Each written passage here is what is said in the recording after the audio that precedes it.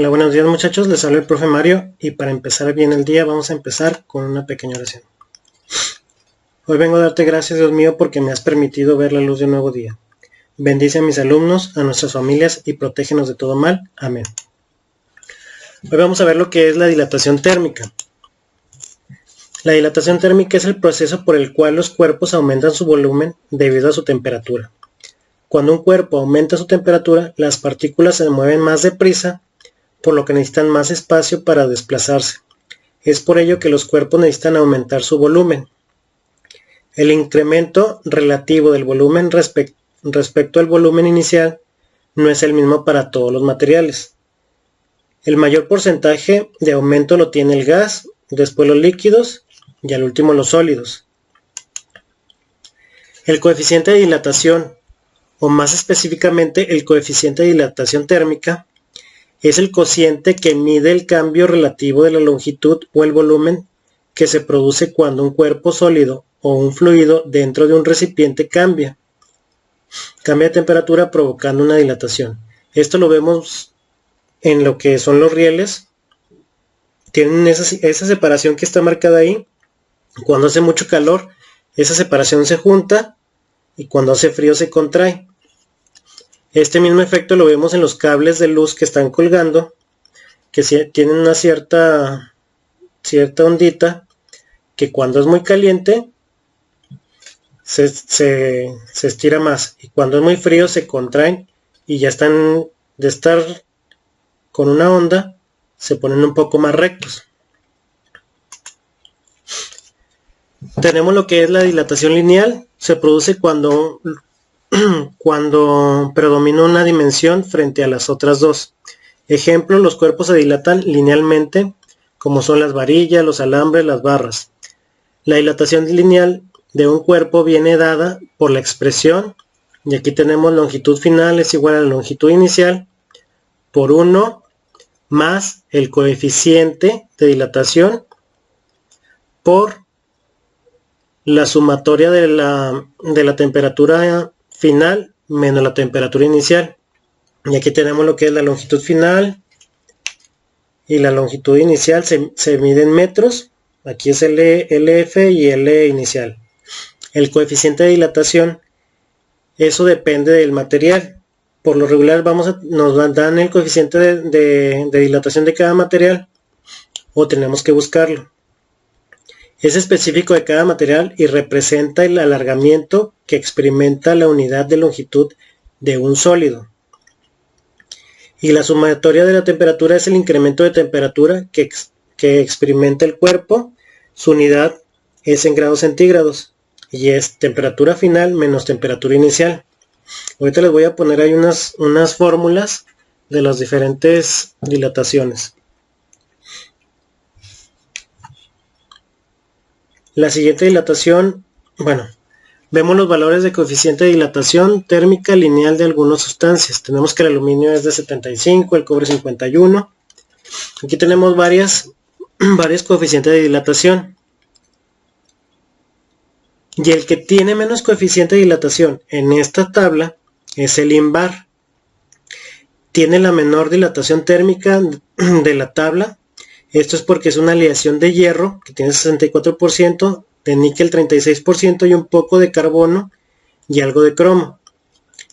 Este material, que aquí lo tenemos en cuadritos, es utilizado para piezas precisas, y como no se dilata tanto, se puede utilizar en la relojería, aparatos de física para medir y válvulas de motores.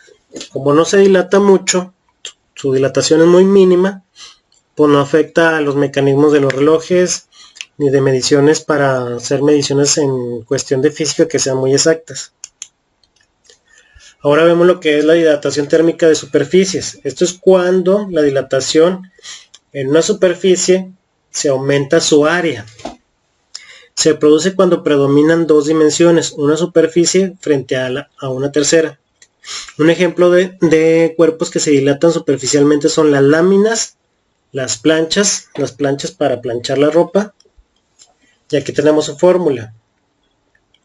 Tenemos que la S final, la superficie final, es igual a la superficie inicial por 1 más el coeficiente de dilatación por la sumatoria de las temperaturas. Aquí tenemos las especificaciones de cada una de ellas. Superficie final y superficie inicial se mide en metros cuadrados. El coeficiente de dilatación, lo mismo que en el anterior, es específico de cada material y representa el aumento de la superficie de un sólido en área. Tenemos la sumatoria de las temperaturas, que es temperatura final menos temperatura inicial. Y lo que tenemos de la dilatación térmica volumétrica se produce cuando las tres dimensiones del cuerpo son igualmente relevantes. Ejemplo de los cuerpos que se dilatan en modo volumétrico son los dados, las estatuas de los jardines.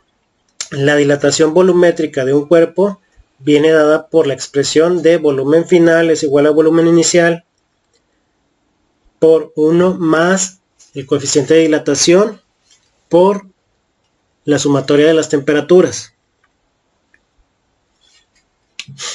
Y aquí tenemos una explicación de dilatación volumétrica, el aumento de su temperatura. Si el sólido sufre un aumento en sus tres dimensiones, dicho aumento recibe el nombre de dilatación volumétrica. ¿Ok? Tenemos lo que es el comportamiento anómalo del agua. Algunos líquidos se comportan de manera anómala en ciertos intervalos de temperatura y presión, aumentando su volumen cuando disminuye su temperatura y viceversa. Es el caso del agua, que a una atmósfera de presión y en el intervalo de 0 a 4 grados centígrados, este comportamiento es muy importante para que pueda existir la vida. ¿Y por qué decimos esto? Porque al calentar el agua de 0 a 4 grados centígrados, su volumen disminuye y alcanza un volumen mínimo a los 4 grados centígrados. El volumen máximo de la densidad del agua se tiene a los 4 grados centígrados. Este comportamiento explica por qué los peces y otros organismos acuáticos pueden sobrevivir en lagos y ríos congelados. Cuando la temperatura superficial alcanza los 4 grados centígrados, la capa superficial de esa agua pasa hacia el fondo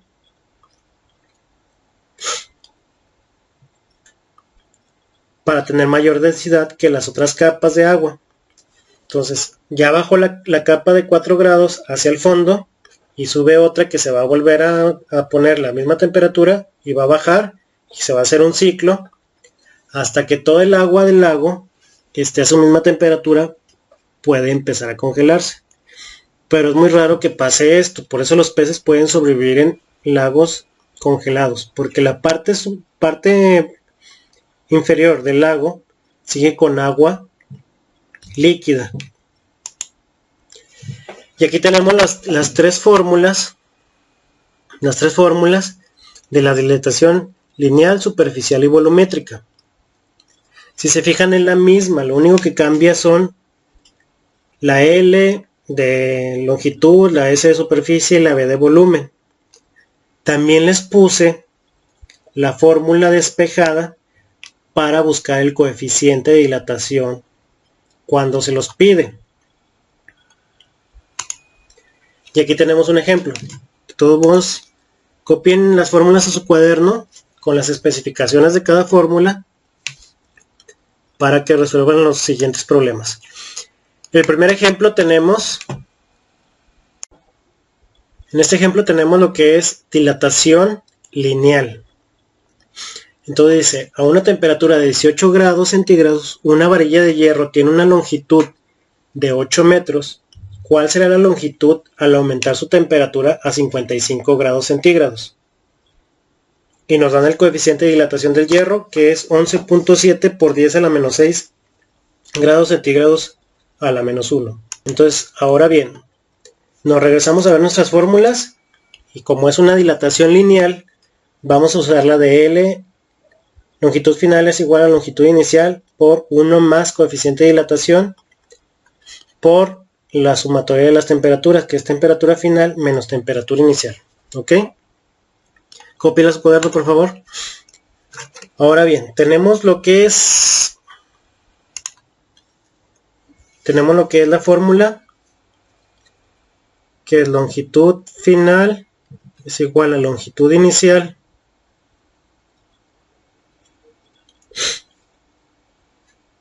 por 1 más el coeficiente de dilatación por la temperatura final menos temperatura inicial. Esa es nuestra fórmula. Vamos a sacar los datos. Los datos tenemos de que la longitud inicial es igual a 8 metros. ¿Qué otro dato tenemos? Tenemos temperatura inicial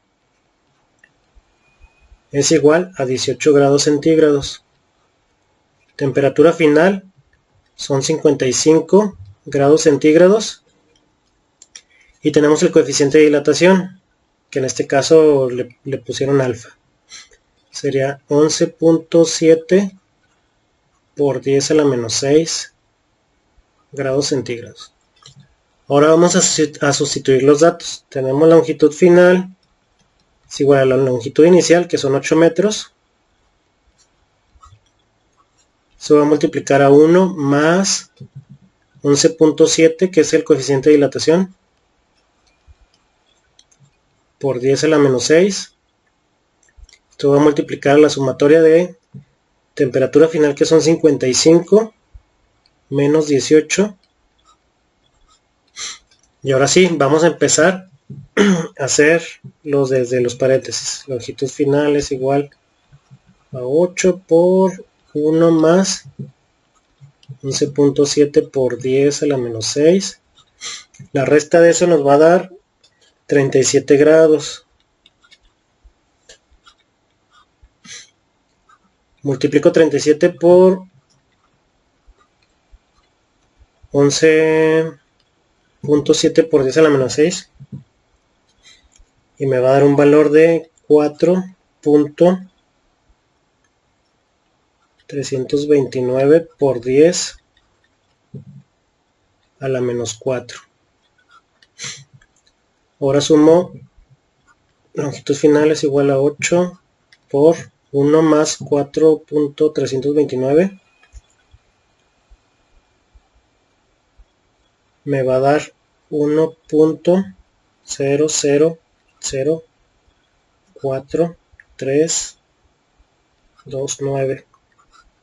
Ahora sí lo voy a multiplicar por 8.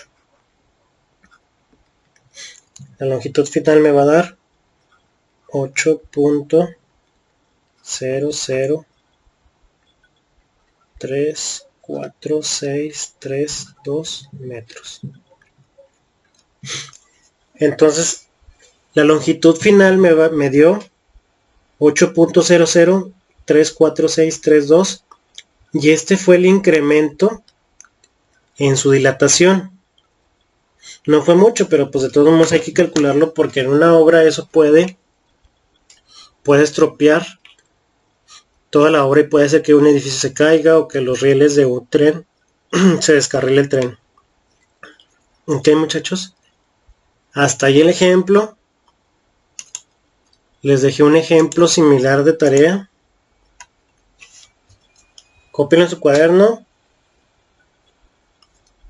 Revisen los datos. Ahí les puse el coeficiente de dilatación del acero. Tienen todos los datos, tienen la fórmula. En la semana les subo tarea de su libro para que resuelvan los problemas de su libro.